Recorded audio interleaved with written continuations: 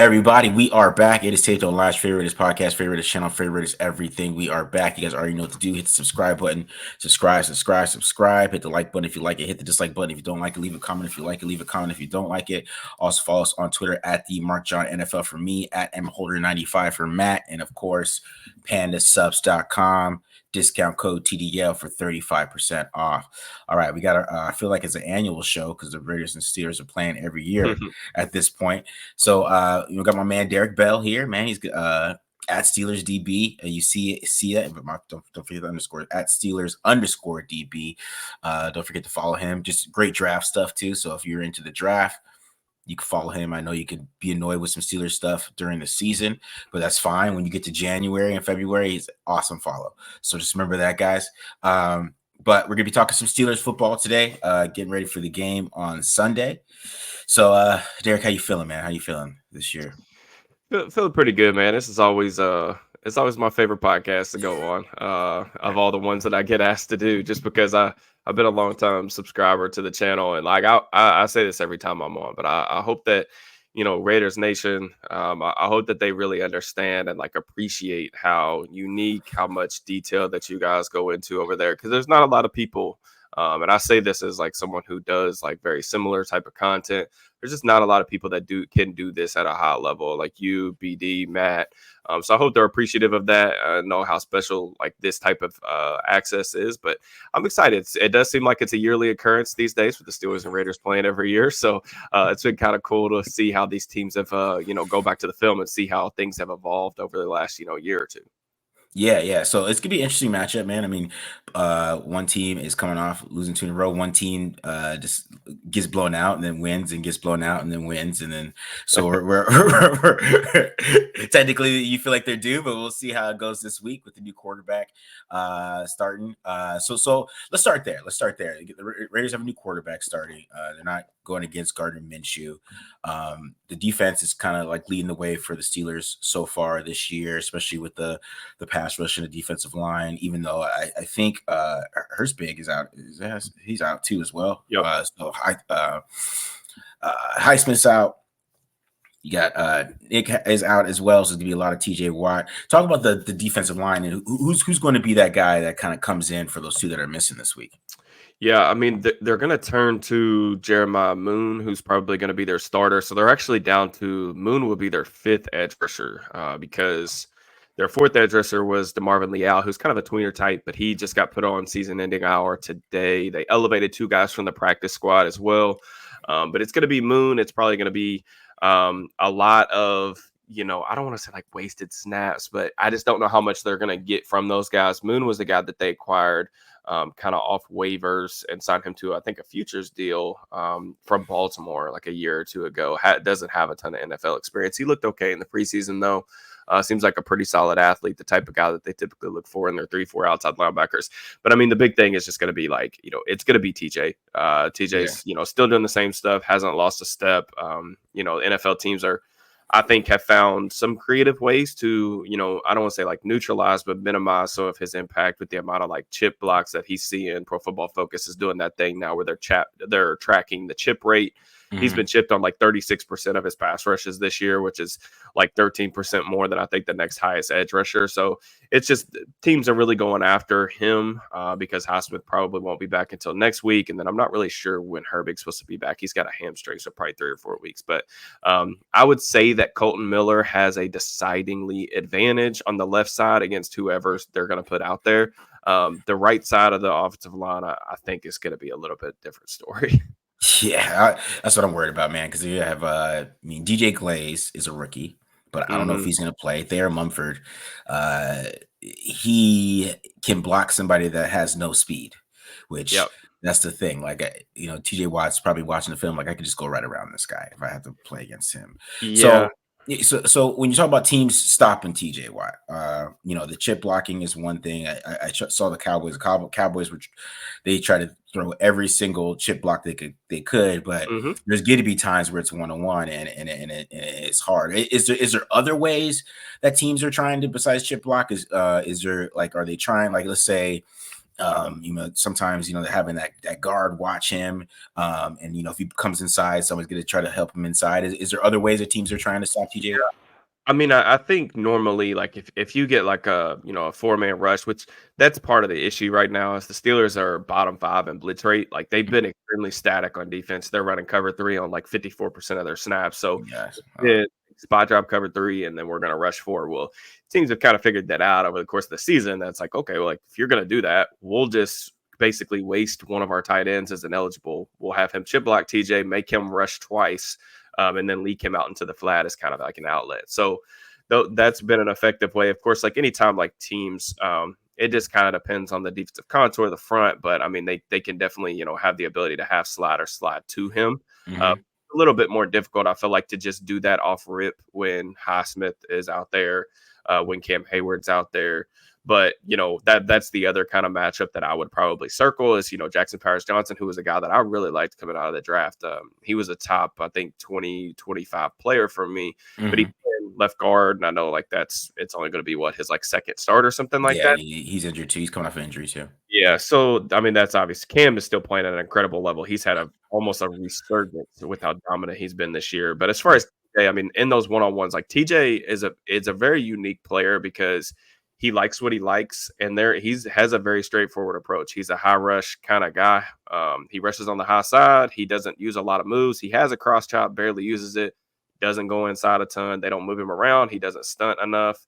But speed to power is a little bit of a thing, and then really for the most part, it's just all ghost, dip and rip. And when I saw Mumford get beat twice off pure speed to Kyle Van Noy, and like I think it's week 2, I was like, oh goodness, this could be a bloodbath.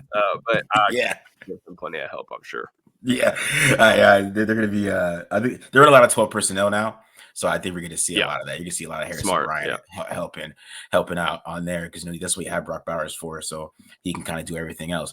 But it's Cam Heyward. I talk about TJ Watt. He is the most talked about guy that Raiders fans know about. They're going to talk about TJ Watt or everything that he can do, right? But I think Cam Heyward is going to be the toughest matchup for this game, just because one. Even though I love how Jackson Powers-Johnson is starting off, he's having a high pad level problem, right? And if somebody's going to expose your high pad level, it's going to be Cam Heyward. So talk about Cam Heyward. He's so powerful, man. I'll never forget. I was a big John Simpson fan. John Simpson is playing pretty well for the Jets, and he played well for the Ravens, but he baptized John Simpson. John Simpson had a problem where he was doing the 2-hand clamp, and and Cam Heyward was just lifted his 340-pound ass off the ground. So talk about Cam Heyward, his resurgence, and how he's playing this year a little bit. Yeah, I mean, I think with Cam, he was banged up last year. The pass rushing production pretty much disappeared. He had a sports hernia injury, came back probably a little bit too early to try to cut back and just give the team what he could. He was still a really good rusher, or still a really good run defender, but his pass rushing numbers have really dipped off a little bit over the last couple of years, which is expected. I mean, the dude's 35 years old now. Yeah, it's going to come. Father time comes for everybody. But then to start the first, 4 or 5 weeks of the season, I really feel like it's been, in terms of like 3 techs that I've watched on film, and I haven't watched everybody, but in terms of 3 techs, the two most impressive guys have probably been, like, in terms of run defense, has been him and Christian Wilkins, who unfortunately misses this game with the injury. But Cam, unbelievable power conversion. Like you mentioned, just like if you expose your chest, he's just going to run straight through you. That's something that has not aged at all. And I just think he has a little bit more of a burst than maybe I was even anticipating him having off the ball. So I think that's the big thing. One thing that Cam will do, like last week, whenever he feels like I think that Cam gets amped up for pretty much every matchup, but last week they had to move. They had some left guard in there because they had to move Tyler Smith and they had to bring in a backup. He's like hitting spin moves and stuff like that on this dude, and I'm like, this dude's just feeling himself now. Like he knows he's playing at a high level, so he's just pulling out extra moves that he has no business making. And as someone who was drafted 2011, so yeah. Cam's a great player. The stack and shed ability, like his ability to like take back space at the line of scrimmage is like special. And, hopefully the Steelers can, make some sort of playoff run before he's, done. Yeah. One guy I was looking at too is Keeanu Benton. Oh yeah, that's Yeah, my yeah, guy. yeah. Another a young player. I mean, that's what this defensive line is really set up, to replace Hmm. Cam Heyward when he kind of goes away or retires. I mean, he's 35. You know how much longer he's going to play, right? Talk about Keanu Benton a little bit because he did stand out to me on film. I really liked him coming out. I thought that he would be kind of. I thought he would be worse against the run, but I feel like he's been more consistent in the Hmm. NFL. So talk about him a little bit. Yeah, I mean, Benton's kind of a non-traditional zero tech. I actually think he'd be better if the Steelers could or would play him at three tech, just because I think that it better fits his skills. But so like Benton, he can backdoor plays. He's a tough guy to reach block. He's extremely quick off the ball. In terms of like being a run defender, he's more of a guy that wins like with disruption. Like you can double team him and move him off his spot just because like he doesn't have as much like sand in his pants as like a lot of like traditional or old school zero techs do. But as a pass rusher, Benton was better last year than his numbers indicated, and unfortunately, like he's in that weird realm right now where he's winning, but he's not getting a ton of like pressures or sack production, which always kind of sucks because it's difficult to explain to people where it's like, hey, why isn't he breaking out in the box score? And it's like, I promise, like if you pop on his tape, like he's winning one-on-ones. Yeah. Anytime like he gets like a rush opportunity, it's pretty much like club swim. Like that's his big moves. Like he loves the club move. Like he'll jab one way, club the opposite shoulder, and then swim over the top. And he has some really quick pressures with that this year. He's still kind of expanding like some counters because like you can kind of tell he just throws his hands around a little bit. And then when offensive linemen, when they're disciplined enough and can stay well balanced, he almost looks surprised, like, oh my gosh, you stopped my move. What am I supposed to do now? But Yeah. he's a dude who plays really hard and he's got a lot of talent. So I would say that bigger things are ahead for Benton probably throughout his rookie contract. Okay. All right. All right. So a couple of things because I was looking at the EPA too. So I mean, Hmm. they look like they're pretty good at EPA against the run. I think they're third, Yep. according to runningbacks.matter.com, which I think is a funny name at this point in time. The way the quarterbacks are playing overall in the NFL. But so you got they're third in EPA. Passing's a little different. So they're 15th Hmm. in EPA. So they are allowing teams to move the football through the air. Talk about the secondary a little bit. I know the linebackers, Queen, he didn't make too many plays when I was watching, but he's Yep. still a good linebacker. I'm not gonna, I don't get like PFF grades and stuff like that, but I know he's still a phenomenal linebacker. Like you could just tell. I mean, I watched the linebackers I play. I know Spillane's playing a whole lot better, but you could just kind of Sure. see the level of difference there. So you talk about like why do you feel like they're a little different in the pass than they are against a run at this point in time, going into week 6? Well, I think for the first like 3 weeks, especially, some of the talent level that they were playing in terms of the quarterback position, they get a Kirk Cousins fresh off the Achilles who couldn't really move. They were just aligning him straight up in the pistol. Then you get Bo Nix, and then you get a banged up Justin Herbert who exits the game halfway through. So it's like some of the competition that they were playing wasn't great. Mhm. And then the last 2 weeks, like even like they played Joe Flacco, who had a surprisingly good game against them, and then last week Dak's a really good player. Yeah. But I think like going back to what I said about just like some of the predictability of the defense, they don't like this is a scheme that is pretty straightforward. They don't do a ton of different stuff. Like they're pretty straightforward in like the ways that they are going to attack. It's very much a we do what we do type of defense, which Yeah. works like when your talent is clicking and everybody's healthy. They've dealt with some injuries though, and like they've also had some guys that are in the lineup right now that are kind of struggling. In particular, they're starting a rookie undrafted free agent at nickel, and he's had his fair share of issues, like just in terms of understanding where his spacing is in zone coverage. They've had some issues with communication. So like when you get them into some bunches or even like trips calls or anything like that, or you use tempo, that's something motion. Those things like communicating in the back seven has been an issue. They do have some new pieces, so I'm not really sure. I think that those things will get worked out. The big thing for me is like I'm an offensive guy. Like I always typically view football through the lens of the quarterback, even though I Mhm. played defensive back. I would say if you're a team that runs like 55% spot drop cover three, I think that that's a really easy way to attack you. Like if you've Yeah. ever, I mean, I know you have, but like you listen to old like quarterback talks or you listen to like clinics and it's like everything works against cover three. Like even you go to look at like some of these defensive coordinators like playbooks and stuff, and it'll go over like potential stressors and it's like everything. Like everything is a stressor when you're running spot drop cover 3 if you're not Yeah. winning with winning with your front four. So Uh-huh. I think the predictability of it and like teams just know where kind of the bones are buried a little bit. They've had some tough matchups. Shane Steichen always gives them a ton of issues. Like he's a cover 3 beater. So Yeah. but I mean, I don't think that it's necessarily anything too troubling. They're still going to be like, they have a floor of like a top 10 defense. It's just, can they get to the ceiling where they probably need to be to like make a playoff run, which is like they need to have a top 3 defense. So Yeah. Do you think that they're doing that kind of like spot cover 3 because they don't trust the guys back there, like the secondary? I know Minka's a stud, but you got Dante Jackson, who actually, I didn't get too deep diving with this tape because I feel like that, Dak was kind of just attacking the middle of the field a little bit, and he was sometimes he was attacking outside. So, and then because I got more into offense with Fields and stuff like that. But like if you feel like that they're kind of simplifying it that way, or is that just Mike Tomlin? Mike Tomlin's been doing that for years, kind of the spot thing, because the whole league has went too high, and just like him and Gus Bradley are the ones that refuse it. So talk about that a little bit. Yeah, I mean, it's kind of tough to say, right? Because like you can pinpoint different things. I mean, there are advantages to playing like the type of way that they play. Like for example, one of the ways that they've been like really good this season, they haven't faced like a ton of scramblers because Richardson went out early. But like for example, like I don't even know if they've given up like a QB run of longer than a couple yards. So like when you have spot drop cover 3, like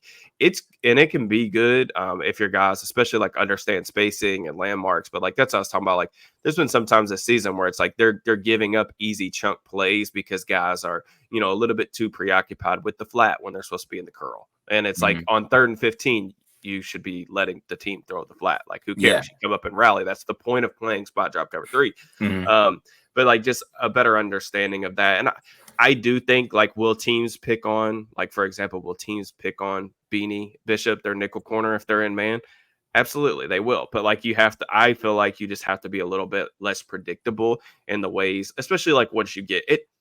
To me, like the way that I think of defense, and it's probably like stupid. It's just maybe trauma from being like, covering the Steelers. But I think is this style of approach going to work when you get to the playoffs? And I've seen it time and time again to where it's like you have to be pretty multiple on defense now. I think that you have to be, and that's one thing I actually really appreciate about Patrick Graham is because like he's kind of scheme agnostic. Like he grew up in that Patriots system, but like he's evolved his scheme and like he'll throw different game plans week to week. So like that's one of the things I really appreciate about him.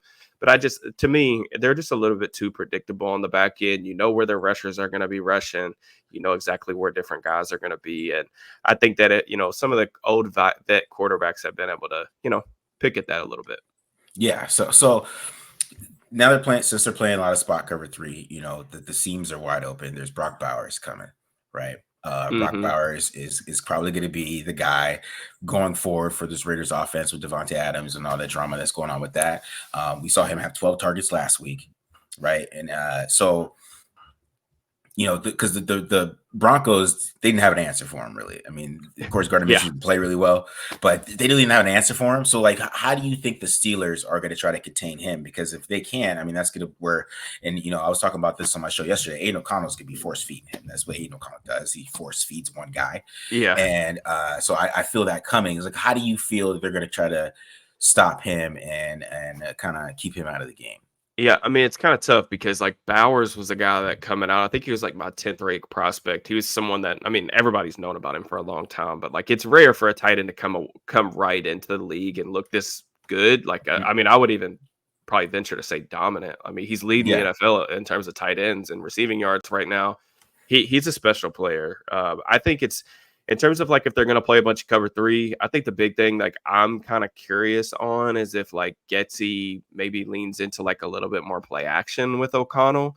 That would be something that would probably interest me. Of course, like those play action, like deep overs, to kind of, I think Queen has been better in pass coverage than he has been like against the run, but like Landon Roberts is more of like a thumper type. So like he's a guy who, in terms of if you wanted to attack somebody like with those deep overs, that would be a guy. Peyton Wilson's a guy who hasn't, he's learning how to play like modern NFL defense, kind of on the fly here. So he's a good athlete, but I think that the safety position, Deshaun Elliott's been really good in coverage. He's been really good in general. Honestly, he's been one of their bigger surprises on defense. So like there's not something that's just like a glaring hole other than putting him in the slot against like Beanie. But again, they're not playing a ton of man coverage. So I would think for Bowers, like the big thing for me is I think they're going to probably, like you said, force feed him touches. And then I would get him catches to like maximize his yards after catch prowess. Like, dude, he's so tough to tackle. And like, that's one thing that kind of concerns me. The Steelers have been an excellent tackling team this year, but Bowers is one of those guys where I feel like both the tight ends and this one have a really good matchup to where they should be featured in the game plan. So we'll see how that works. But yeah, he's an awesome player. That play he made against Denver last week where he mosses the defender, like contorts his body around, somehow stays on his feet, and then like turns the ball up and scores a touchdown. I'm like, what is this dude? Like, this is not normal. So yeah, I mean, he's an awesome player. When I did my preview on my channel, I was like, this is the number one guy. Like, you circle him in red Sharpie and you say like, okay, we can't let this dude beat us. So we force the ball elsewhere. So yeah, it tripped me out last week when Surtain, like literally the Broncos were like, we're going to put Patrick Surtain on you. And I think that's a respect thing. Yeah. That's the ultimate respect you could get. Sure. And like, Surtain gave him some issues when, some of the stuff you didn't see, like the targets and stuff like that. But man, I thought I was like, okay, this dude has arrived. So he can't, the Raiders have to find ways to get him the football because teams are going to key on him, especially with Devontae Adams, which is a huge miss for the Raiders. So, I mean, they are still good against the run. So, like, they're playing the run really well. Talk about the linebackers a little bit more, and then we'll get to the offense. Landon Roberts, you said Peyton Wilson, who from NC State, correct? That guy's NC State, and then of course the man Patrick Queen. So, talk about the linebackers a little bit. Yeah, I mean, they do play with like 7-man boxes, sometimes stack boxes, depending on personnel. Like I said, I mentioned the defensive line, like all those guys, especially like Heyward, Watt's like Crosby in the fact that they both play a million miles an hour. They both will like play the run, which is not necessarily always the case with those elite pass rushers. Some guys will take plays off. Both of those guys don't. And it's difficult to run with them. Like one thing that Watt does as a run defender that's like, I think, unmatched is when teams try to run to the perimeter to his side. Like, so if you're trying to run outside zone, they will, have a tight end, say you're running it to the strong side. Watt has this unique ability to jab outside and then backdoor the play better than anybody I've ever seen.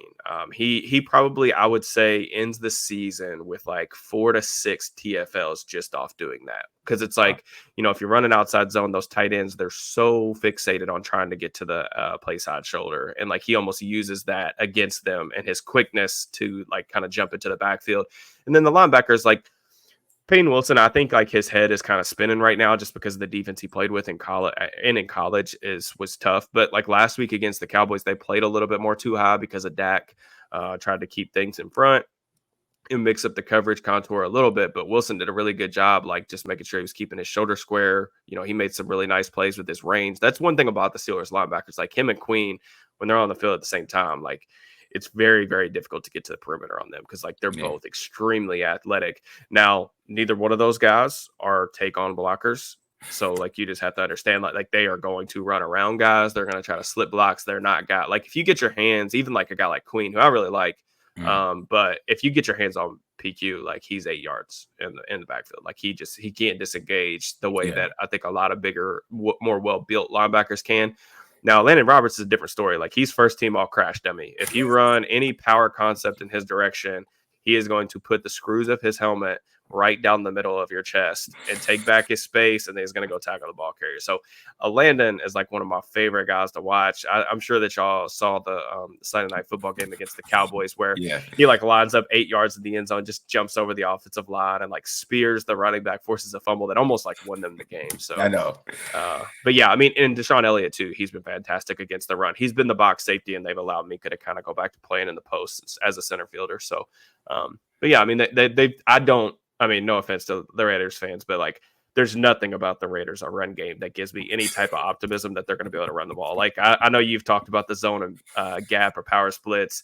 I see a very similar thing on film, but I just I don't think that they're going to be able to move these guys off the line of scrimmage. And I would be really, really shocked if like they went in there and had even like a 40 or 38% rushing success rate. Like I think it's going to be really bad, which kind of concerns me for O'Connell because like I think he's getting a raw end of the deal because he's going in here without Adams and Mayer in general. And then they're probably going to make him one-dimensional, which is going to be really tough on him. Yeah, it's gonna be tough. I'm not expecting them to run the ball, man. To be honest, Yeah. when they couldn't run the ball against the Panthers, when I was watching film, they just had these huge holes, and it felt like they were just giving up 9-yard run after 9-yard run, and then the Raiders couldn't run the ball against them. I gave up on the run game. I was like, you know what? When the Steelers played the Chargers in week 3, everybody was coming in. I was like, look, Harbaugh's got the Chargers playing with a lot of physicality. Like there is a different feel around this Chargers team.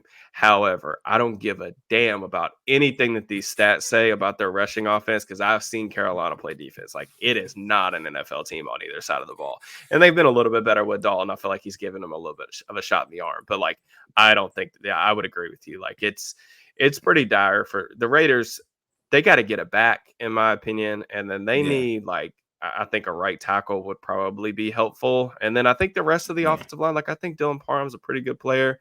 I think the rest of things are probably going to be pretty good for them. But I would say right tackle and get some back that is comfortable with the scheme and can also like create a little bit should be on like the high list of their, offseason priorities. Yeah. I mean, fans like Glaze. I mean, Glaze is playing pretty well. I would like to see him kind of. He was better than Mumford. I will say that. Like he was better than Mumford. He is. He's better than Mumford at this point. So I would like to see him grow. But you're right. Like if they.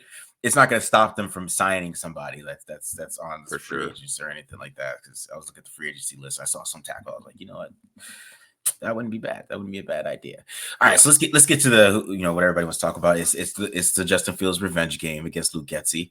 Even though he's not playing the Bears, it's still he's going to show Luke that he was wrong about how he should play quarterback or something. I don't know. That's the people talking about. So talk about Justin Fields a little bit. I watched him on film. I kind of see the same guy with a little bit better kind of structure around him. That's what I feel like when I watch him. I feel like he's kind of does a lot of the same things, can still be dynamic with his legs, still kind of misses some guys downfield a little bit. Sometimes there's certain short passes he can't throw just because of his elongated motion at times. Mm-hmm. Like there was this play against the Cowboys where they were running double slants, and I guess he thought he was going to throw a pick, but I felt like if you have a quicker release, you don't throw a pick there. Yeah. And he held it, and they ended up fumbling. So talk about him, his kind of growth in this offense, and how would you compare him versus the Bears to now versus Steelers with the Steelers? Yeah, I mean, like the big thing was like when they made the moves for Russ and Justin, I kind of just was hoping that they would get competent quarterback play, and that's what they've gotten. Now, I'm a guy that likes to set realistic expectations. I don't think that is always the case for like fan bases, and it's not exclusive to our fan bases.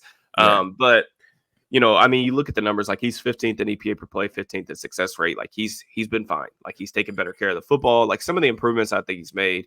Taking better care of the football, being a little bit more willing to take the ball down. I think he's been a little bit more consistent in terms of operating quick game. You mentioned the elongated motion, so there are only certain things that he's comfortable with. His strengths are throwing outside the numbers. He's a really creative player once he gets outside the pocket. He's accurate. He could throw from different arm slots. Very gifted deep ball passer. Nearly every deep ball is pretty much on the money and in the breadbasket. Like he's very gifted in that regard and always has been. And then the stuff that he can do as a runner, like it's honestly like bugged me more because in the beginning of the season, they had some miscues. Their offensive line, in my opinion, is pretty poorly coached. But they've had a lot of like miscues in the run game, some of the quarterback run game stuff where like they should be leaning into that more. Like the fact that he only had, like, I think he had 5 design runs against Cowboys. All 5 were successful. Like, they just didn't do it more. I don't know. For me personally, like, if I'm a QB run game guy, if I have an athlete at quarterback, I would be making teams, like, stop it. Like, if you can't stop the quarterback sweep with him, if you can't stop, the quarterback counter, quarterback power, like, if you can't do it, then I'm just going to keep running it, especially for a team like the Steelers who haven't been very good running the ball with their running backs this year. So, but, I mean, Fields still has like some of the same issues in terms of like operating in the middle of the field, We saw glimpses of good things against the Chargers, but last week he missed a huge explosive play on a deep crosser, like a flood concept to Calvin Austin that probably should have been at least like a 30-yard game, but probably would have been a touchdown. And there was just like certain stuff like that with him last week where like he's turning down open throws. And last week was definitely his worst game, and it was kind of frustrating because it was in prime time against the Cowboys, against a defense that was banged up. But I mean, I think he's a better version of himself than he was in Chicago with a little bit better of an ecosystem. Yeah. But I don't know, like, is it enough to keep the job? I don't know. I think he's going to have to play really well on Sunday, at least to keep it in the short term. Yeah, because even we talk about Arthur Smith a lot. Arthur Smith loves the middle of the field. It kind of does feel like even if Russ comes in, right? I mean, it'd be even worse. But it's a little bit of how he's trying to work his offense, and usually he is a wide zone guy, kind of using that wide zone. You don't see a lot of those play action bootlegs that I usually see. Kind of play action sees like it's kind of just how would I want to say this? Kind of just like I don't know, like generic. The play action stuff has not been good. There were plays open last week that they had that should have been bigger plays. Like there were some well-designed plays. I think some of that does fall on Smith, but like even like you look at Fields' play action numbers, like they're not good this year. Like only averaging 3.5 yards, average depth of target. Like everything's either been covered up down the field or they just haven't been able to generate anything off of that. And then like Justin still has like a little bit of an uncomfortability taking snaps under center. They've had some fumbles and different things like that, which is a whole different debacle. But yeah, I mean, Smith's tried to, I think, adjust his scheme a little bit. It's just, I think they're very like, I knew that this offense was going to start slow, even though I do think that they lack some talent in some key places. But they were going to start slow just because like there's just too many moving pieces here to not think so. Yes. So of course, there's George Pickens saga that's going on right now. Pickens is just frustrated, I guess. So, so he's kind of like taking himself out of this offense a little bit, in my opinion. I think Mike Tomlin's not very happy. He's giving a lot of coach speak. People can't understand some of the stuff he says. I'm like, I get what you're saying, Mike. You're basically saying like, yeah, he's on a pitch count, like, or you benched him. That's your way of saying that he's been benched. For his because he's acting like he's tired, so you're not going to play. Outside of him, though, I feel like they're like trying to find ways to get some other guys involved. I feel like Connor Heyward is getting a lot of looks. Too many. Yeah. Okay. I'll say it for you. Too many. He's getting a lot of looks, right? And then you got Pat Freiermuth, who's a good tight end. I think that they're trying to utilize him a little bit more. So talk about the wide receiver core a little bit, and then we'll get into the offensive line and the running backs, who I think is kind of like a little bit of an issue for them too. Yeah. So Pickens is extremely talented, has some really special gifts, and has every bit of like what he needs in terms of like to be a wide receiver one.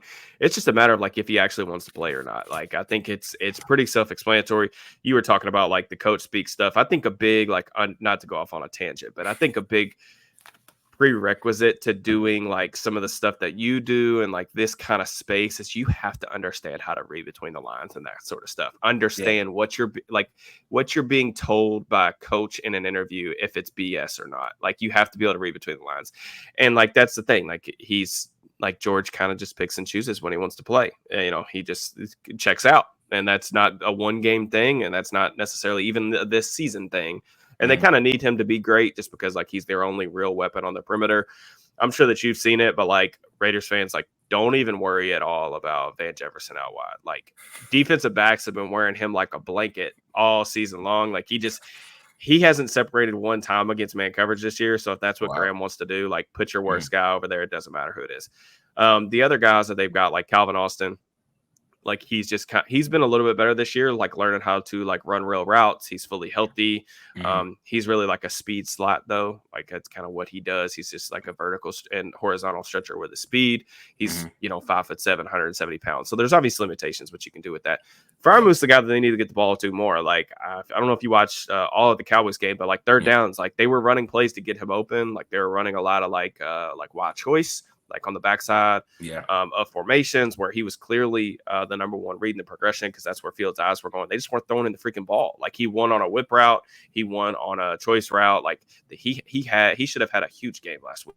Yeah. And he didn't. And there was the same thing for the Broncos when they were playing all that man coverage. I was like, dude, just throw the ball to 88. They don't have anybody that can cover it. So just some of the frustrations there. But yeah, I mean, the Steelers lack talent on the perimeter, like, especially if Pickens is going to play 60% of the snaps and, he's going to check out and whatever else. Like, the only really other guy that you've really got to worry about is Freiermuth, who's really good after the catch. So that's something I circled in my preview, man, because this Raiders defense does not tackle very well. So I think it's going to be an adventure there, because Pat's pretty good after the catch. I'd be feeding 88 if I were them. Yeah, the Raiders secondary, they cannot tackle. A lot of people are playing the linebackers, but it's the secondary. It's not. It is not the linebackers as much as people want it to be. And one of them doesn't want to tackle. Like, let's be very transparent about that. I like Jack Jones. He could do some good things. Here's the thing too. Like, Jack Jones is the perfect player to have for this type of scheme, in my opinion. And this, like, where the Raiders are in their timeline, Jones is a great player to have, because they're not overly talented. You don't have a ton of expectations, but you need to kind of cause chaos. Jones will cause chaos. Like, he will jump every single route that is to his direction under 10 yards. He'll get some pick sixes. He's pick six to Rodgers. He's done it to Mahomes. Like, he will come up with some advantageous opportunities. He has no desire at all whatsoever to tackle. Like, like AP was talking about business decisions, bro. His tape is wild. It's wild. Yeah. I feel like Matt kind of shows it all the time. Just kind of him just deciding not to tackle. Like, there's the matador is what I call it. The Ole. Yeah, 100%. Oh man, it gets ugly back there. Because even Palomar, he's been. I think he had a good game against the Browns, but like this past week, he just was missing. Man, just was missing like almost every tackle. Keeanu Benton, he's been struggling back there. So that's the problem. Like, if you get those quick passes, can they tackle these guys and get them down? Yeah. I know that's like what the Steelers kind of like to do right now, is kind of get the ball out of his hands quick, especially against the blitz. Because I saw his average depth of target is like 3.7 against the blitz. So you got to get Justin Fields the ball out of his hands. Yeah, I think that's the route for Graham, how he's going to go this week. I'm sure that you guys already talked about some of this stuff in the preview, but I think the Steelers started the season better against the blitz. I think that they have some shaky plans against the blitz right now, not just how Justin's playing, but also like some of their protection stuff that you can get at. Jaylen Warren's going to be back, so I don't think you'll be able to pick on like necessarily the running backs in pass pro like Dallas did a couple times last week. But there's some issues. Like, you can play man coverage against this team. Like, if you shade towards 14 and kind of try to make sure you cap him, and like, what routes he's probably going to be running depending on where he's aligned on the field. They are going to try to throw some fades to him on the boundary. Like Bennett, he's a smaller dude. Jack Jones, small, thin dude. Like, they're going to try to throw him some fades. I know Bennett's been pretty good in coverage from what I've seen. Yes. It's just he has not been able to like secure tackles in the open field. So I think that's probably something that they're gonna look to go at. Yeah. So offensive line. And I think it's a little bit shaky, right? A little bit shaky, especially the run game too. I was looking at, Chris Najee Harris. He, I don't know, he just looks so slow in film sometimes, man. I'm just like, man, like, where is your burst, bro? No one's ever confused him for an explosive back. Where is your burst? Like, I feel like there's a hole here, a little bit. Maybe if you burst through it, but it just feels like he's just taking his sweet time. So. Talk about the run game. I know it's a zone scheme. Yes, Arthur Smith loves to do, right, and I think like Harris like reads it right. Like I watch him. I'm really jealous of how he reads it, because I feel like no Raiders running back reads zone correctly, and so I'm jealous. Like it's like if I took his burst with Zamir White, I took Zamir White's burst and put it with Najee Harris and made it. We'd have a back. You'd have a great back. So to talk about the running game a little bit.